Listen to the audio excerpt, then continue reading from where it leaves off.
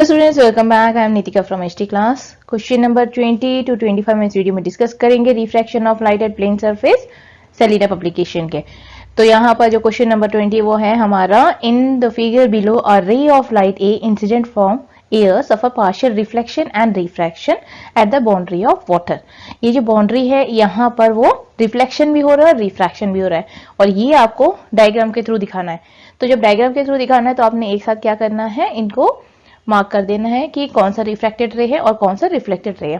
साथ उन्होंने मेंशन किया है कि रिफ्लेक्टेड रे को आप बी लिखोगे और रिफ्रैक्टेड रे को सी लिखोगे, तो आपको नेम उसका करेक्ट से देना है। क्लियर। और उसके बाद नेक्स्ट क्वेश्चन है बी पार्ट का कि how are the angle of incidence and refraction related. तो इंसिडेंस हमारा कौन सा है, ये वाला इंसिडेंट हो गया, ठीक है, इंसिडेंट एंगल ये, एंड रिफ्रैक्टेड एंगल ये वाला। अब ये दोनों एक दूसरे से कैसे रिलेटेड है, पहले तो रिफ्लेक्शन में ये दोनों इक्वल होते थे लेकिन रिफ्रैक्टेड में इक्वल नहीं है, तो इसे डिफाइन किया है स्नेल्स लॉ से।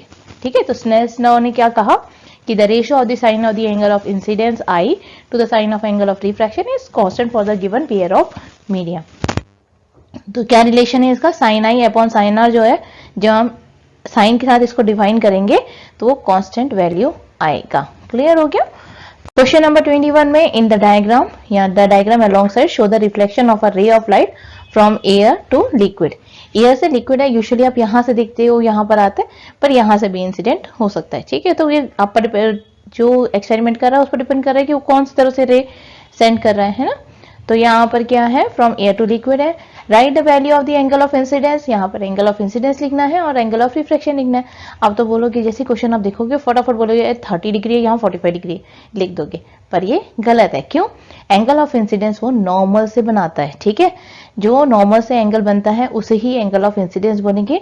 यहाँ पर जो मीडियम है यानी एयर और लिक्विड है, ये तो मीडियम है, यहाँ पर कोई भी आप एंगल नहीं बना सकते। अगर लिक्विड है, अब लिक्विड है तो क्या वो एकदम फ्लैट सरफेस होगी, यानी एक flat surface in the sense कि हम एकदम स्ट्रेट लाइन आप कंसिडर कर सकते हो उसे? नहीं, क्योंकि पानी मूव करती है तो उसके थ्रू तो एंगल आप बना ही नहीं सकते। तो इसके लिए जो एजम्पशन है वो क्या है कि नॉर्मल के से जो एंगल वो बनाएगा that is the angle of incidence. ठीक है, और रिफ्रैक्शन भी नॉर्मल के से। ठीक है, तो इसलिए नॉर्मल बनाया जाता है। ये जो डॉटेड लाइन है ये नॉर्मल बनाया जाता है। रीजन क्या है कि हम इसे इसके अकॉर्डिंग ही इसके एंगल को मानते हैं। तो अब क्या लिखोगे, angle of incidence is 19 - 30 that is 60 degree. आप चाहो तो स्टेटमेंट ये दे सकते हो, अगर आपको नहीं याद है तो कोई बात नहीं, आप यहाँ सिर्फ एंगल आई भी लिख सकते हैं, क्योंकि इन्होंने एंगल आई पूछा हुआ है, कैसे और क्यों है वो रीजन नहीं पूछा हुआ है। ठीक है, तो angle of incidence is the angle which the incident रे मेक विद द नॉर्मल, और यहाँ पर भी रिफ्रैक्टेड रे जो नॉर्मल के साथ बनाता है। ठीक है, ध्यान रखना इसको। अब सेकेंड पार्ट है use Snell's law to find the refractive index of a liquid with respect to air. अब स्नेल्स लॉ के अकॉर्डिंग हमने क्या निकालना है, इसका रिफ्रैक्टिव इंडेक्स निकालना है। ठीक है, क्योंकि लिक्विड का कौन सा, वाटर है या फिर केरोसिन है, कोई भी लिक्विड हो सकता है, आपको दिया नहीं है, तो आपको इसका रिफ्रैक्टिव इंडेक्स निकालना है। तो फॉर्मूला है sine I upon sine R. I हमारा कितना है, हमने कितना फाइंड आउट किया हुआ है, 60 डिग्री, तो साइन 60, और आर हमने फाइंड आउट करा है 45, तो 45। अब साइन 60 की वैल्यू ट्रिग्नोमेट्रिक रेशियो में हमने वैल्यू पता करी थी, तो 3/2 एंड 1/√2। अब सॉल्व करेंगे तो कितना हो गया, √3 × √2/2 और √6/2। आप चाहो तो यहाँ से कर सकते हो, √3/√2 कर सकते हो, 1.5 आ जाएगा, फिर उसका स्क्वायर रूट निकालो। वो बेटर है कि आप √6 का स्क्वायर रूट निकालो। Square root of √6 2.44/2। ठीक है, ये √6 का स्क्वायर रूट कैसे आया, आई होप कि आपको आता है कि स्क्वायर रूट निकालना कैसे है। फिर भी एक छोटा सा आपको हिंट दे देती हूँ कि आप ऐसे करते थे स्क्वायर रूट में। ठीक है, आप यहाँ पर लिख दो 6, फिर हमने 2 2 4, ठीक है, यहाँ पर 2 2 4 हो गया हमारा, फिर रिमाइंडर आया 2, देन आगे तो इसे आगे कोई नंबर नहीं है तो हम डेसिमल लगा देते हैं। यहाँ पर भी हमने डेसिमल लगा दिया, और डेसिमल का जितने मर्जी आप 0 लेते रहो। ठीक, तो यहाँ पर इसका हम डबल कर देंगे, तो ये हो गया हमारा 4। अब यहाँ पर कौन सा टेबल लेंगे कि जो आपको सॉल्व कर सकते हैं, सेम जो यहाँ पर आपने लिखा है वही आप यहाँ पर भी लिखोगे। ठीक है, और यहाँ पर आपने 0 0 लिख देना है। तो 4 4 16, 1 कैरी एंड 176। ठीक है, आगे ऐसे ही सॉल्व करेंगे तो आपको 2.44 मिल जाएगा। ठीक है, सॉल्व करेंगे तो 1.22। तो रिफ्रैक्टिव इंडेक्स क्या है लिक्विड का with respect to air is 1.22। Clear. Next number question, the refractive index of water with respect to air is a mu w and of glass with respect to air is a mu g. ठीक, express the refractive index of glass with respect to water. Water के respect पे glass का क्या refractive index है वो आपने बताना है. ठीक, यहां से ध्यान दो कि जब हम एयर के रेस्पेक्ट में वाटर का निकालते हैं तो वाटर को हम आगे लिखते हैं और एयर को पीछे लिखते हैं. ये हमेशा याद रखना कि जब हम भी लिखते हैं, जब हम ये किसी भी रिफ्रैक्टिव इंडेक्स को मेंशन करते हैं, डिफाइन करते हैं, तो उसमें जो ए होता है यानी अगर एयर के रेस्पेक्ट पे है तो वो आपका पीछे होगा. ठीक है, अब ये ऐसा क्यों होता है? क्योंकि एयर के रेस्पेक्ट में कोई आधार होता है जिसके बेसिस पर हम कोई भी चीज लिखते हैं. तो यहाँ पर जो है रिफ्रैक्टिव इंडेक्स का, वाटर का जो रिफ्रैक्टिव इंडेक्स है वो हमने एयर के रेस्पेक्ट पे निकाला है. तो ये बोला, इसका मतलब ये हो जाता है. ठीक है, यानी बिना आधार के, यानी without any base you can not find anything. ठीक है, अगर मैं आपको बोलूंगी कि आप मिल्क का एक ग्लास ले लो, तो ग्लास जब तक नहीं होगा आप मिल्क नहीं ले सकते हैं ना. तो बेस क्या हो गया उसका? ग्लास हो गया. क्लियर हो गया? तो बेस जो होता है वो आपका जरूरत होता है. ठीक है, तो और जो बेस है वो पहले लिखा जाएगा और जिसका निकाल रहे हैं वो हमने बाद में लिखना है. अब आप ये बोलोगे ये हमें पता है, बट स्टिल आपको ये चीजें ध्यान होनी चाहिए. छोटी छोटी बातें हैं जो हो सकता है कि कोई नहीं समझता, आप लोग सीधा लिख लेते हो लेकिन उसका कॉन्सेप्ट क्लियर नहीं होता. तो यहाँ पर क्या है, आपने लिख देना है ए म्यू जी.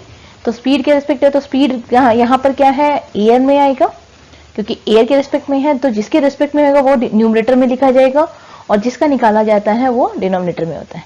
ठीक है, तो यहाँ पर एयर को हम सी से डिनोट कर लेते हैं और ग्लास को V1 से. क्यों? क्योंकि हमने क्या निकालना है, glass with respect to water. तो वाटर के रिस्पेक्ट में चाहिए हमें, तो यहाँ पर हमें मेंशन करना पड़ेगा ताकि हम हमसे सॉल्व कर सके. ठीक है, अब वहीं पर हम निकालेंगे. ठीक है, हमने इसे क्रॉस मल्टीप्लाई करा, V1 को यहाँ पर ले गए और C और डिनोमिनेटर में a म्यू g लिख दिया हमने. ठीक है, इसे इक्वेशन 1 मान लो. Similarly a mu w speed of the light in air, क्योंकि एयर के रिस्पेक्ट में वाटर का निकाला है तो एयर हमारा न्यूमरेटर में और डिनोमिनेटर में वाटर V2 लिख दिया. अब हमारा ये इक्वेशन 2 हो गया. अब वाटर के रेस्पेक्ट में ग्लास का निकालना है ना, विद रेस्पेक्ट टू वाटर है, तो speed of the light in water numerator में और ग्लास डिनोमिनेटर में. अब वाटर का तो हमने V2 लिखा हुआ है. ठीक, और ग्लास का क्या है, V1 लिखा है, तो V2 अपॉन V1 हो गया. अब V2 की वैल्यू क्या है, C upon A mu W और V1 की C upon A mu G. Solve कर दो तो क्या मिला, ग्लास का विद रिस्पेक्ट टू वाटर है तो क्या लिखोगे आप, glass with respect to air and the refractive index of water with respect to air. ये इसका रिलेशन है.